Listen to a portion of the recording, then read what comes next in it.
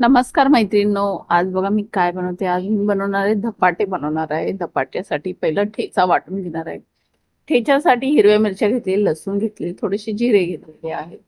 त्याला आहे ना व्यवस्थित असं पॅन मध्ये भाजून घेतलेलं आहे. तेल टाकून भाजलेलं आहे. नंतर आहे ना त्याच्यामध्ये कोथिंबीर टाकलेली आहे.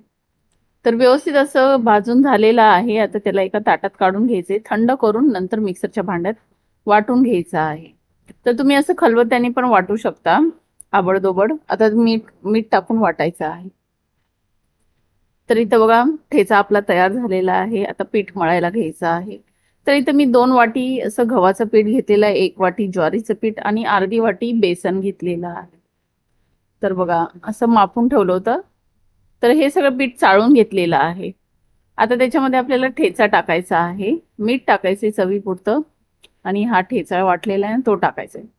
थोडीशी हळद टाकायची आहे. व्यवस्थित असं मिक्स करून घ्यायचे. तर मिक्स झालं की आपल्याला पाणी टाकून त्याला एकदम असं धपाट्याचं बॅटर जसं आहे ना तसं पातळ करून घ्यायचं आहे. म्हणजे एकदम पातळ नाही करू शकत. बघा मी कसं मळते ते.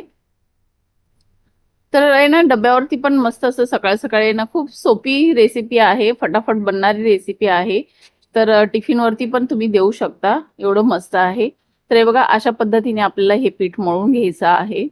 ते इथं मळून झालेलं आहे. एक रुमाल ठेवायचा आहे आपल्याला. तर रुमालावरती थोडी ओला करून घ्यायचा आहे. रुमाल कोणता पण कपडा ठेवा तुम्ही. ओला करून असं धपाट्यासारखं थापून घ्यायचं आहे. बघा मी अशा पद्धतीने हे थापून घेतलेलं आहे. तर असे पातळ पातळ धपाटे बनवून घ्यायचे आणि त्याला असे होल करायचे आहेत. तर तुम्ही ना या धपाट्यामध्ये थोड्याशा भाज्या पण ऍड करू शकता. तुम्हाला जर गाजर गाजर खायचं तर गाजर टाकू शकता, शिमला मिरची टाकू शकता, नाही तर कांदा वगैरे हे पण ऍड करू शकता तुम्ही. तर इथं बघा मस्त असे होल केलेले. त्याच्यामध्ये होलमध्ये आपल्याला तेल सोडायचं आहे आणि मस्त असं भाजून घ्यायचं आहे. खायला तर एक नंबर लागतात. दह्यासोबत खावा नाही तर चटणी बनवून खावा, खूप टेस्टी लागतात. तर मैत्रिणींनो, माझी ही रेसिपी आवडली असेल तर लाईक शेअर सबस्क्राईब करायला विसरू नका. कमेंट करून सांगा की तुम्हाला कशी वाटली ही माझी धपाट्याची रेसिपी. तर तुम्ही पण एकदा तरी नक्की ट्राय करा हे धपाटे. तर माहिती आहे तुम्हाला हे कोल्हापूरमध्ये जे महालक्ष्मीच्या मंदिराच्या बाहेर हे धपाटे विकले जातात, माहिती आहे ते लेडीज घेऊन बसतात. सेम तेच धपाटे आहेत हे.